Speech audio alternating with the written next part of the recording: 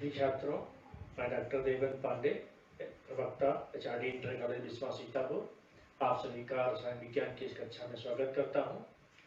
पिछले टर्म पे हम लोगों ने वर्ग 16 ऑक्सीजन परिवार को प्रारंभ किया था। उसमें इसके जनरल इंट्रोडक्शन को देखा था, ऑक्सीजन का असामान्य व्यवहार पढ़ा था।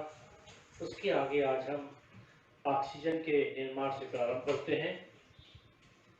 ऑक्सीजन या डाई ऑक्सीजन और सूत्र इसका O2 है। हम सभी जानते हैं ऑक्सीजन प्राणवायु के रूप में जानी जाती है। इस धरा पर वनस्पतियां, जंतु सभी सांस लेते हैं, श्वसन करते हैं। उसके लिए ऑक्सीजन का होना बहुत अनिवार्य है, आवश्यक है। इसलिए आप समझ सकते हैं कि ऑक्सीजन का दैनिक जीवन में हम सभी के, वनस्पतियों के कितना अधिक महत्व होता है। सबसे पहले जो प्राकृतिक स्रोत ऑक्सीजन का है उस पर हम लोग नजर डालते हैं।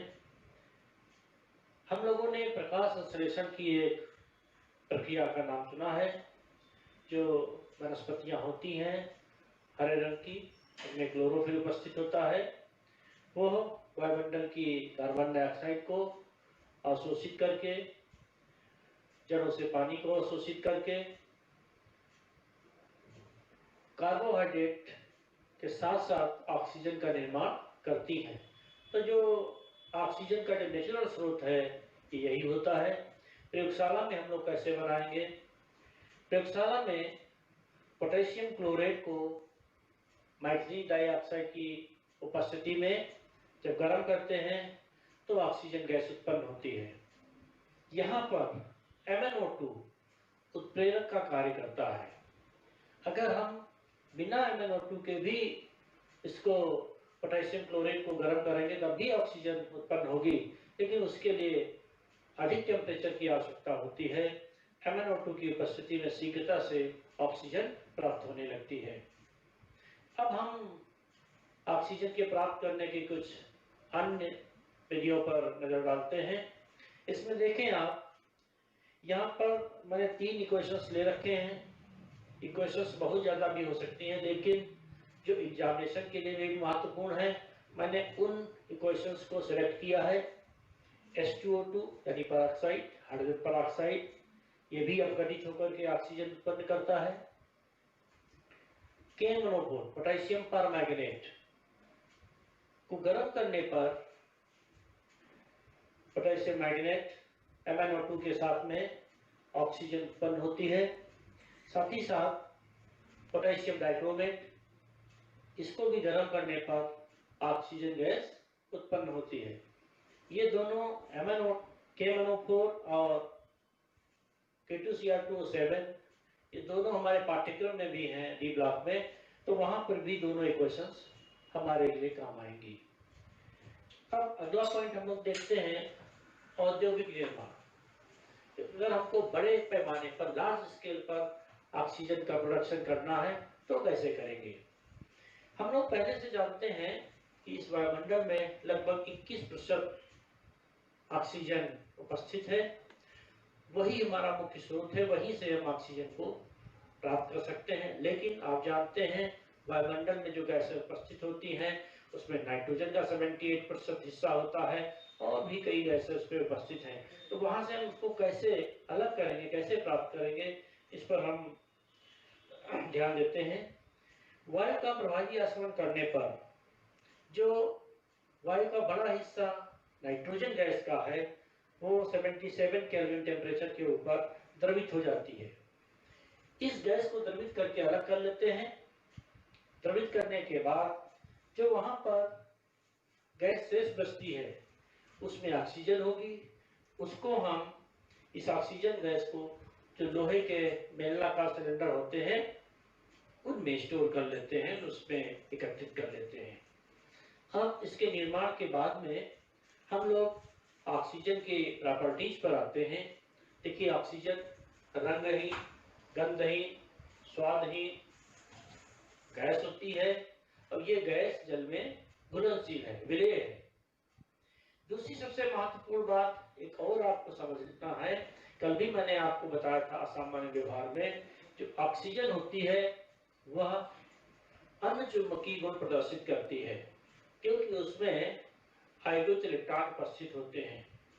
कि कल भी मैंने इसका जिक्र किया था कि आणविक कक्षक सिद्धांत से ही हम लोग प्रूव कर पाते हैं कि ऑक्सीजन में 2 अयुग्मित इलेक्ट्रॉन उपस्थित हैं। अयुग्मित इलेक्ट्रॉन के कारण ये अनचुंबकीय गुण प्रदर्शित करता है। ऑक्सीजन गैस स्वयं जलती तो नहीं है, लेकिन ये जलने में सहायक है। जब तक ऑक्सीजन नहीं होगी कोई चीज नहीं जल सकती है। अब कुछ और रिएक्शंस हम लोग देखते हैं। देखिए, धातुएं और अधातुएं प्रायः ऑक्सीजन के साथ में क्रिया करके उनके ऑक्साइड्स बनाती हैं। अब यहाँ पर हम कुछ इंपॉर्टेंट रिएक्शंस को ले लेते हैं। हमने उन्हीं रिएक्शंस का फिर से चुनाव किया है जो हमको समय समय पर कहीं पर हमने इनका प्रयोग किया है, कि हमारे लिए वो इम्पॉर्टेंट है। देखें, H2 hydrogen gas, oxygen gas electric spark के बाद में जल का निर्माण करती है। N2 O2 ये भी इलेक्ट्रिक स्पार्क से नाइट्रिक ऑक्साइड गैस बनाती है। ये कल मैंने बताया था आपको कि ये बर्कलेट आयन द्वारा जो हम नाइट्रिक एसिड बनाते हैं उसमें इस रिएक्शन का प्रयोग होता है। इसके अतिरिक्त अमोनिया का हम जब ऑक्सीकरण करते हैं प्लेटिनम की उपस्थिति में तब नाइट्रिक ऑक्साइड गैस बनती है। इसका भी प्रयोग हम लोगों ने कल किया था नाइट्रिक एसिड के बनाने में, तो पोस्ट वाल्व थी। अब यहाँ देखिए HCl के साथ हमने रिएक्शन किया है 4HCl + O2, कैटलिस्ट यहाँ पर Q+ क्लोराइड है और H2O के साथ में क्लोरीन गैस का निर्माण हो रहा है। इसका भी अगले हम चैप्टर में प्रयोग करेंगे। जब डीकन विधि द्वारा क्लोरीन का निर्माण करेंगे वहां पर इसी समीकरण का हम लोग प्रयोग करेंगे। तो हमने जितने भी यहाँ इक्वेशंस का प्रयोग किया है वो पीछे कहीं हम इसका प्रयोग कर चुके हैं, या ऐसा कह लीजिए उनका इंपॉर्टेंस, उनका महत्व है वो कहीं न कहीं पर प्रयोग किया नहीं है। अब हम कुछ लवण ऐसे सेलेक्ट करते हैं जिसमें ऑक्सीजन के ऑक्सीकारक गुण का हमको पता चले।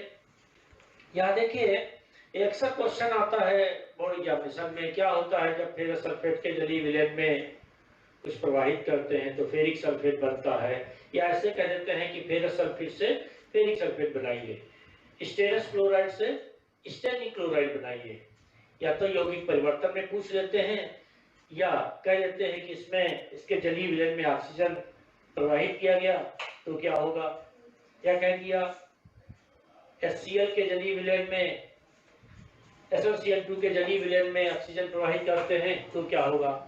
तो आप देखिए, फेरस सल्फेट जिसमें इसकी +2 ऑक्सीकरण अवस्था होती है, अम्लीय माध्यम में यानी H2SO4 की उपस्थिति में ऑक्सीजन इसको फेरिक सल्फेट में बदल देता है।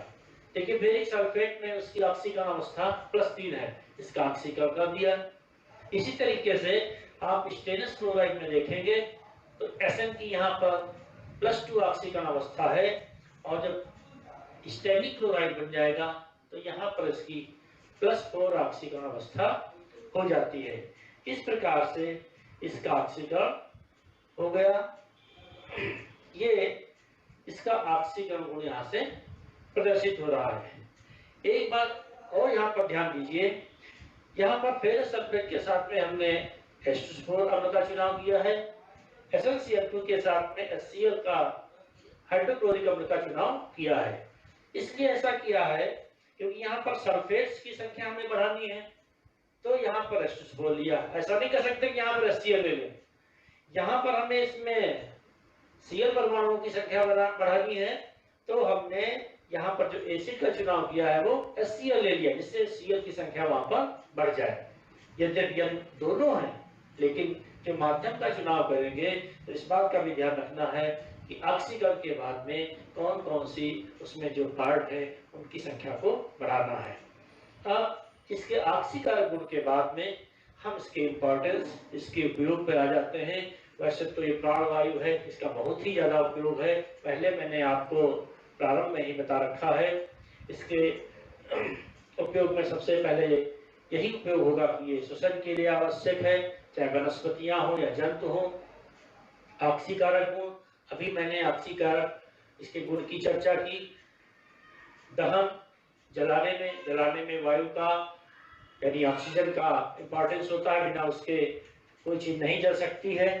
इससे दहन में ऊर्जा, जो शरीर में जंतुओं के या वनस्पतियों में जो ऊर्जा उत्पन्न होती है, वह ऑक्सीजन के साथ में जो ऑक्सीकरण की प्रक्रिया होती है, या सिंपल कह सकते हैं जो हम लोग भोजन में कोई चीज खाते हैं, जो बॉडी के अंदर जो खाद्य पदार्थ जाते हैं, उसका वायु यानी ऑक्सीजन जो उपस्थित होती है वो ऑक्सीकरण कर देती है।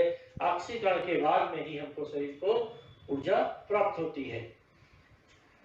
ऑक्सीएसिटिलीन, एसिटिलीन और ऑक्सीजन का मिश्रण जो होता है वो धातुओं को काटने में या जोड़ने में, आप लोगों ने अक्सर देखा होगा बिल्डिंग करते समय जो गैस से बिल्डिंग करते हैं उसमें एसिटिलीन और ऑक्सीजन का जो मिश्रण होता है वो उसको धातु काटने के भी काम आता है और जोड़ने के भी काम आता है।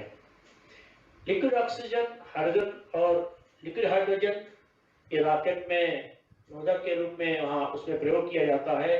नोदक में जैसे कोई सैटेलाइट होता है, तो रॉकेट होता है, उसको जो पीछे से पुश करता है, धक्का देता है, तो वो एक मशीन है, उसमें जो ईंधन का प्रयोग होता है उसमें लिक्विड ऑक्सीजन उसी साथ में उसमें प्रयुक्त होती है। इस प्रकार से इसके इम्पोर्टेंस हो जाते हैं।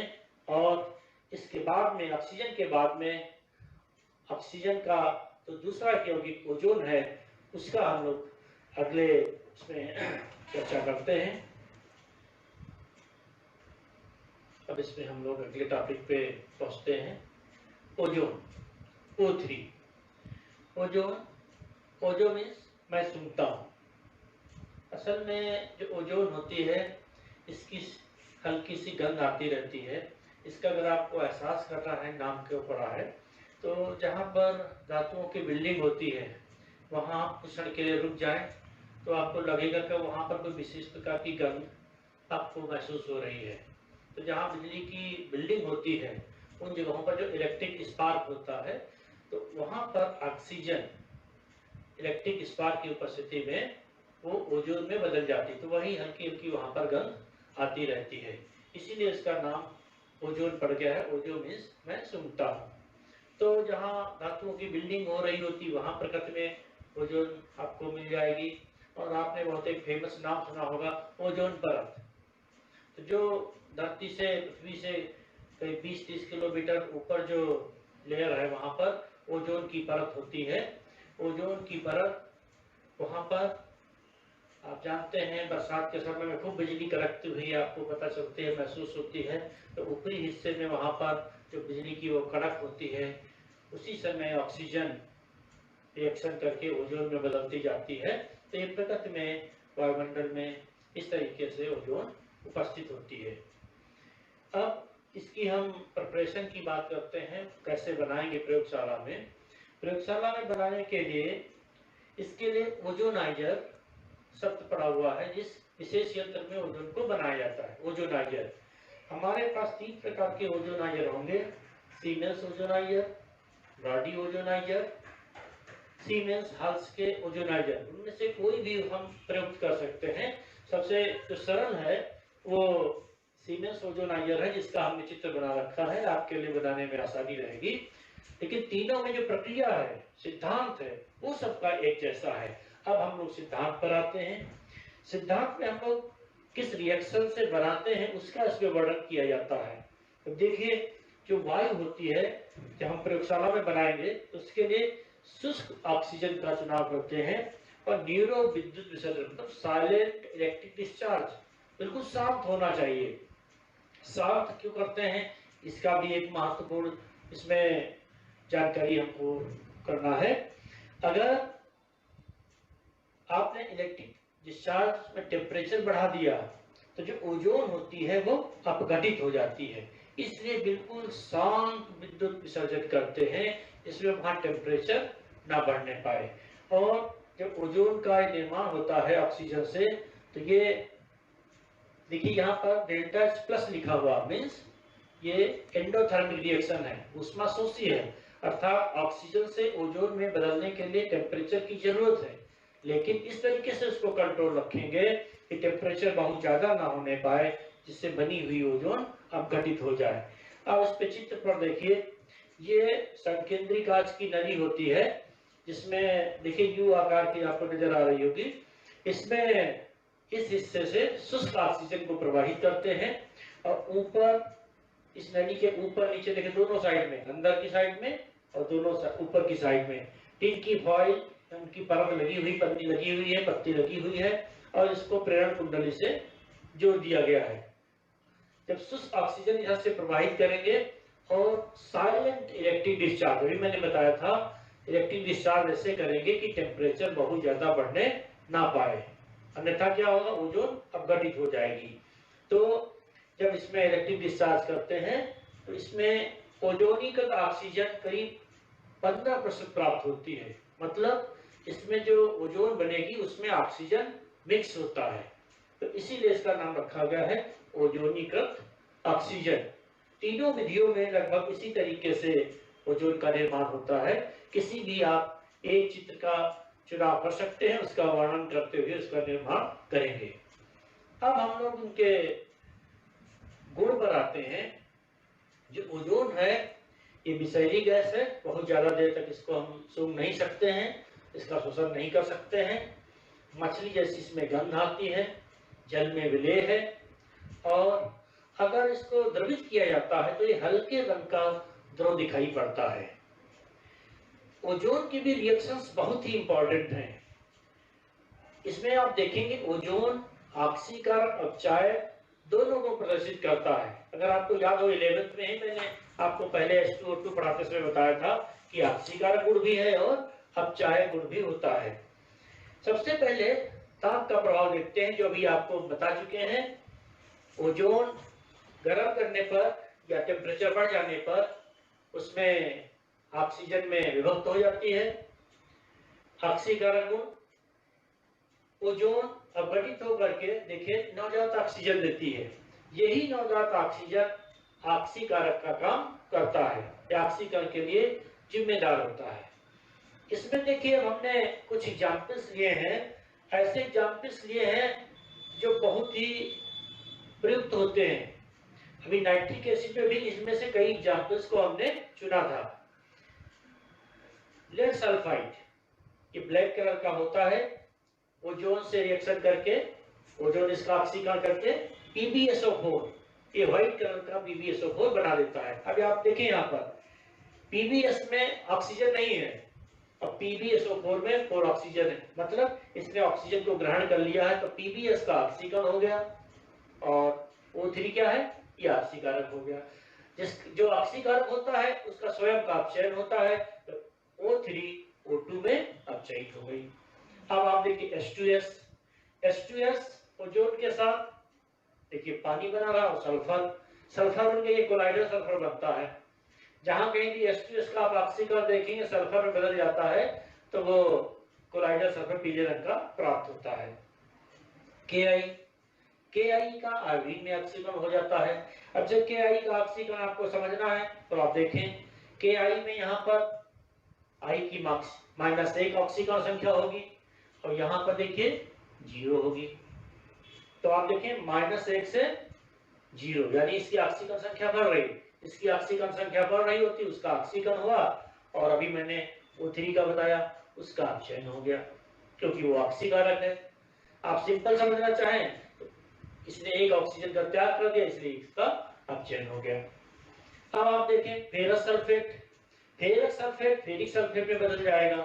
अभी पिछले आपको उसमें ऑक्सीजन के ऑक्सीकारक गुण में मैंने बताया था आपको कि फेरस सल्फेट +2 ऑक्सीकरण अवस्था है, H2SO4 की उपस्थिति में देखिए फेरिक सल्फेट में बदल गया +3 और ओजोन O2 में बदल गया, इसका अपचयन हो गया।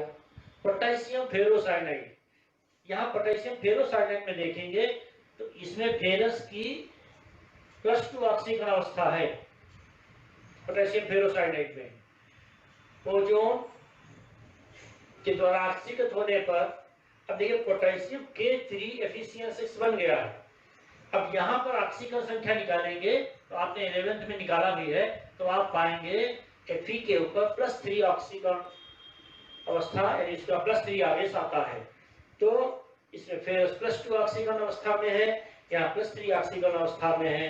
तो पोटेशियम फेरोसाइनाइड से पोटेशियम फेरीसाइनाइड में ऑक्सीकरण हो गया और ओजोन O3 से O2 में बदल गया है।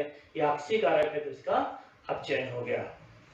इस प्रकार से आप समझ सकते हैं कि जब ऑक्सीजन इसमें से O3 से एक निकल गया है तो उसका अपचयन हो गया है। अभी आपको ऑक्सीकारक गुण के बारे में आपको हमने समझाया।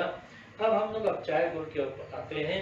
देखिए ओजोन एक तरफ ऑक्सीजन देने की क्षमता रखता है, दूसरी तरफ उसमें नवजात ऑक्सीजन को ग्रहण करने की भी प्रवृत्ति होती है। क्योंकि वो नवजात ऑक्सीजन को ग्रहण भी कर लेता है, इसलिए ये अपचायक गुण भी प्रदर्शित करता है। इसमें आप देखें, जो पेरोक्साइड्स का मैंने एग्जाम्पल लिया है, hydrogen peroxide, sodium peroxide, barium peroxide, इनका किस प्रकार से ऑक्सीकरण होगा, इसका अपचायक गुण कैसे होगा, आप जरा इसको देखें। देखिए ओजोन अपचायक गुण प्रदर्शित कर रहा है, इसलिए इसका क्या होगा, ऑक्सीकरण होगा। क्यों, इसने एक ऑक्सीजन को ग्रहण कर लिया, 3 से 4 हो गया। अब आप देखें, आपको 11th से ही याद होगा, जब हमने वहां पर ऑक्सीकरण नंबर निकालना सीखा था, तो H2O2 में ऑक्सीजन का कितना हो गया, -1, और ये कितना हो गया, -2। इसका मतलब इसकी ऑक्सीकरण संख्या कम हो गई।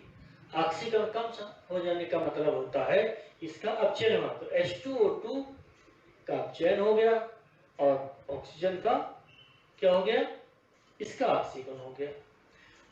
जो ऑक्सीकरण वाले में हमने जो एग्जाम्पल दिए थे, उसमें आपने देखा था, जो यहाँ पर ओजोन के साथ कोई भी चीज ले रहे थे, उसका ऑक्सीकरण हो रहा था, अर्थात उसका ऑक्सीकरण नंबर बढ़ रहा था, और यहाँ पर उसका अपोजिट हो रहा है, इसका ऑक्सीकरण नंबर घट रहा है।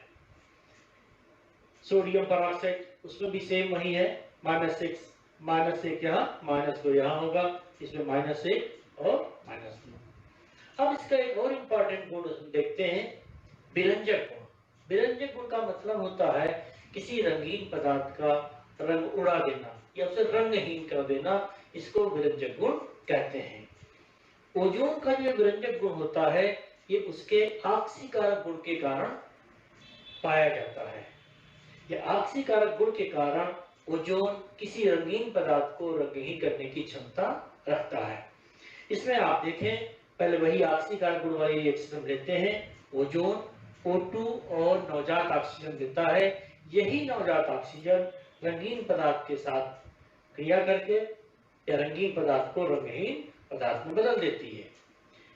इसके बाद में ओजोनाइड बनाना, ये भी बहुत इंपॉर्टेंट रिएक्शन है। जितने भी कार्बनिक पदार्थ होंगे उसमें आप पाएंगे जो डबल बॉन्ड और ट्रिपल बॉन्ड, द्विबंध और त्रिबंध वाले होते हैं, वो सभी ओजोन के साथ योगात्मक क्रिया देते हैं और ओजोनाइड बनाते हैं। तो इसमें आप देखें, जितने डबल बॉन्ड या ट्रिपल बॉन्ड होगी उतने ही ओजोनाइड, मोनोओजोनाइड, डाई, ट्राई इस तरीके से बनाते हैं। आपको याद होगा कि जब बेंजीन में 11th क्लास में आपको पढ़ाया गया था, तो बेंजीन में 3 डबल बॉन्ड होते थे, वो ट्राई ओजोनाइड बनाता था। यहाँ इसमें एक ही है, तो ये मोनोओजोनाइड बनाएगा। अब हम इसकी उपयोग पर आते हैं। इसके उपयोग में ये ऑक्सीकारक गुण का प्रदर्शन होता है, विरंजक गुण है। क्योंकि इसमें ऑक्सीकारक गुण होता है, इसलिए उसी गुण के कारण ये कीटाणुनाशक का भी काम करता है। अभी मैंने बताया ओजोनाइड में कि ये डबल बॉन्ड और ट्रिपल बॉन्ड की संख्या पता लगाने में भी काम करता है। डबल बॉन्ड और ट्रिपल बॉन्ड की संख्या पता चल जाने से ही कार्बनिक यौगिकों की संरचना की जानकारी करने में हमको उसको प्रयोग करते हैं। आपको बेंजीन में याद होगा कि उसमें सिद्ध करते थे, कैसे सिद्ध करेंगे कि बेंजीन में 3 डबल बॉन्ड एकांतर क्रम में लगे हुए हैं, तो ओजोनाइड बना करके ही हम उसको सिद्ध करते थे। वायुमंडल का शोधन करने में, जब ऑक्सीजन वायुमंडल में उसमें कोई उसमें जो वायु होती है वो दूषित हो जाती है, तो उसका शोधन करने के लिए हम लोग ओजोन का प्रयोग करते हैं। तो उसमें से जर्म्स को वो मार देती है, जैसे नेमागर है, खाने होती हैं, भूमिगत कोई चीजें बनी हुई हैं, बिल्डिंग्स हैं, तो वहां पर जो वायु धीरे धीरे दूषित हो जाती है, उसका शोधन करने के लिए, उसमें से जर्म्स को समाप्त करने के लिए ओजोन का प्रयोग करते हैं। अब हम एक और इम्पोर्टेंट पॉइंट पर आते हैं। प्रारंभ में मैंने बताया था ओजोन परत। तो ओजोन परत जो होती है वो ऊपर से आने वाली पराबैंगनी किरणों को रोकती है, जो यहाँ पर जो धरती के ऊपर जो भी लोग रहते हैं उनमें स्किन, त्वचा का जो कैंसर है उसको रोकती है। इसमें ओजोन परत का एक महत्वपूर्ण योगदान होता है। ओजोन परत का जो क्षय होता है वो क्लोरोफ्लोरोकार्बन्स या नाइट्रोजन के ऑक्साइड के कारण होता है। अब हम लोग अगले टॉपिक में सल्फर के ऊपर आते हैं। तो सबसे पहले इसमें हम सल्फर के अपर रूप के ऊपर चर्चा कर लेते हैं। अपर रूप के पहले मैं बहुत ही संक्षेप में बता दूं इसके स्रोत क्या है। प्रकृति में जहाँ ज्वालामुखी उत्पन्न होती वहां सूक्ष्म मात्रा में पाई जाती है। बाकी जो सल्फाइड और सल्फेट खनिज होते हैं उसमें आपको ये पाया जाता है।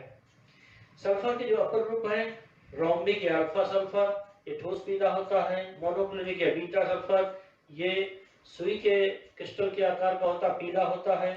कोलाइडी सल्फर, ये भी पीले रंग का होता है, ये कोलाइडी रूप में होता है। प्लास्टिक या गामा सल्फर, ये रबर जैसा होता, मतलब स्पंजी होता है। अक्रिस्टली सल्फर, इसको मिल्क ऑफ शुगर, सल्फर का दूध भी कहते हैं। एंजल सल्फर, इसका देखिए S6 संरचना होती है, S6 अब होता है। बाकी जितने शब्द आप देख रहे हैं S8 होते हैं। पहले दिन में मैंने बताया था इंट्रोडक्टरी पार्ट में कि सल्फर S8 होता है, S8। और एंजल सल्फर S6 होता है। अभी संरचना नीचे बताएंगे। चेयर जैसी, कुर्सी जैसी होती है। अगर सल्फर वाष्प अवस्था में होती है तब H2 रूप में पाई जाती है और ऑक्सीजन जैसी अनुचुंबकीय होती है। इसमें देखिए जो S8 होते हैं वो क्राउन जैसा, मुकुट जैसा इसकी संरचना होती है। इसमें 8 इस तरीके से संरचना में जुड़े होते हैं। और जो S6 होता है वो कुर्सी जैसा इस तरीके से 6 उसमें सल्फर के परमाणु जुड़े रहते हैं, S6 और S8। अब अंत में हम सल्फर के कुछ उपयोग बता देते हैं आपको।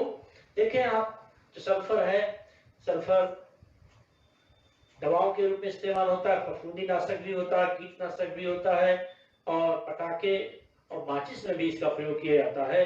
इस प्रकार से सल्फर के अपर रूप और उसकी जो सामान्य जानकारी है यहीं पर इसको समाप्त करते हैं। अगले लेक्चर में हम लोग इसके आगे जो सल्फर की यौगिक है उनका अध्ययन करेंगे।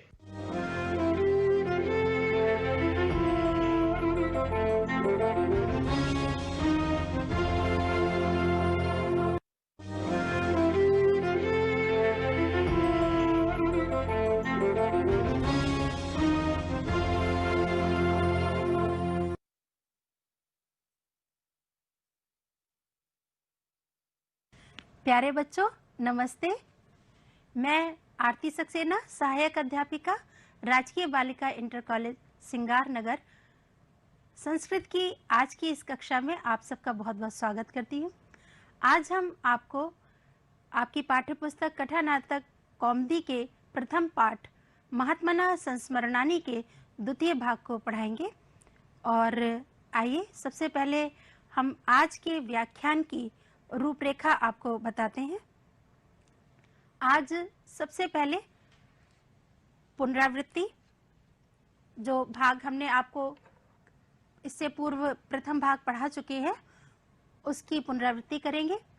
उसके बाद गद्यांश संख्या 7 से 11 तक का वाचन, फिर कठिन शब्दों का अर्थ, तत्पश्चात गद्यांश संख्या 7 से 11 तक का हिंदी में अनुवाद, और उसके बाद अंत में अभ्यास कार्य। तो आज हम सबसे पहले आपके महात्मनः संस्मरणानि के जो प्रथम भाग हम पढ़ा चुके हैं उसकी पुनरावृत्ति प्रारंभ करते हैं। जैसे कि नाम से स्पष्ट है, महात्मनः संस्मरणानि अर्थात महात्मा गांधी के जीवन के महत्वपूर्ण घटनाओं के संस्मरण, उनकी जीवन की महत्वपूर्ण घटनाएं। तो सबसे पहले हम पुनरावृत्ति से प्रारंभ करते हैं। हमने आपको प्रथम भाग में बताया था कि महात्मा गांधी जी का पूरा नाम मोहनदास करमचंद गांधी था। उनकी माता का नाम पुतलीबाई और पिता का नाम करमचंद गांधी था। उनके माता पिता दोनों ही बहुत धार्मिक, सत्यवादी और सरल जीवन जीने वाले थे और दोनों के ही गुणों का प्रभाव